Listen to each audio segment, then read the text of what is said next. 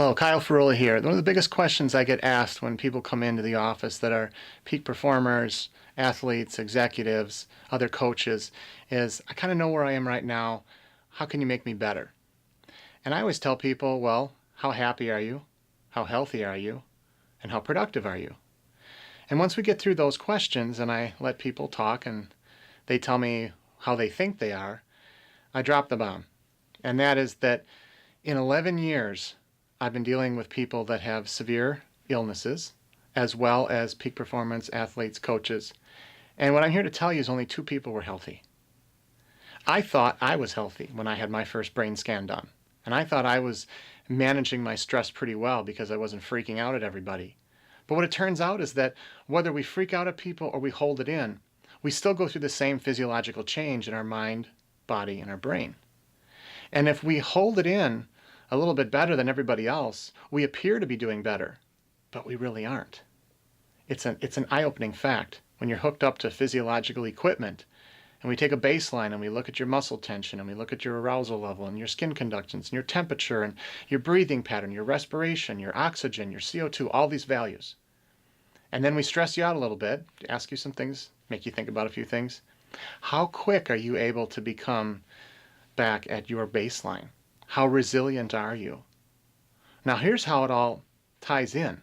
When you become stressed, whether you know it or not, you shut off part of your brain. Now it's an easy way to word it.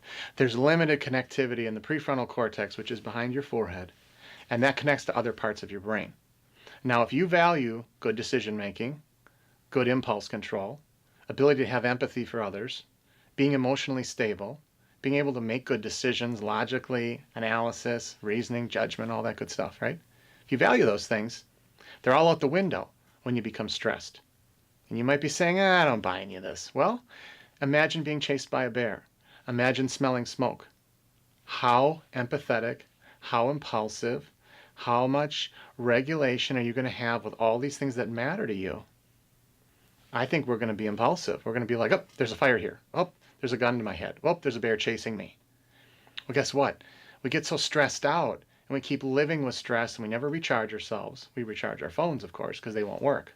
But we've learned how to keep running on empty. And then we go to people and we say, hey, we're doing all this. We're reading all the books. We got this. Just help me get a little bit more out of it. Great, I'd love to. But you got to be willing to look inside. Let me ask you, what's the difference between a GPS system, unit, app, and Google Maps? They both tell you where you want to go, right? But there's a difference. The GPS system has to locate your current position. Satellites triangulate where you are, tells you point A, type in destination point B, here's your directions in some horrible voice usually, right? Well, Maps, or MapQuest, and I still look at, I know I'm old and archaic, you can punch in any destination you want for your starting point and any destination you want for your end point. Doesn't that sound like life?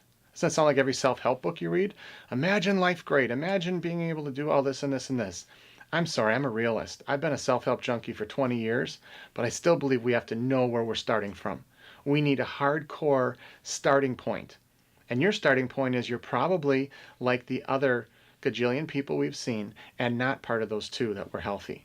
You're probably stressed out like I was. You're probably overworked and your brain's on overdrive and exhausted and drained, and you're probably drinking coffee and maybe drinking or smoking or doing whatever to try and regulate some of that. You're probably sitting on electronics to avoid life, right?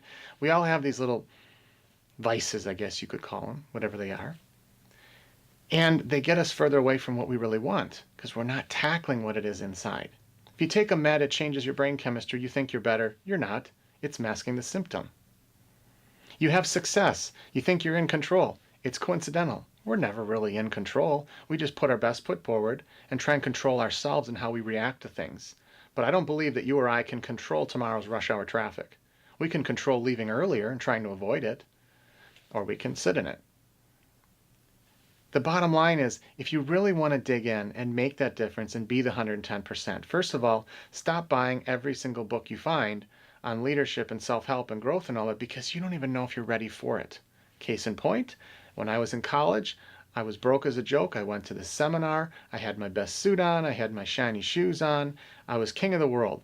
I was stressed out of my mind. I didn't know if I could afford lunch or gas. I knew I couldn't do both. But I looked the part, just like everybody else in that arena. Everybody looked like they were $1,000,000. How many of us are faking it? How many of us are going through life not real? And we start to believe that and we get disconnected from reality. Happens all the time. Happened to me.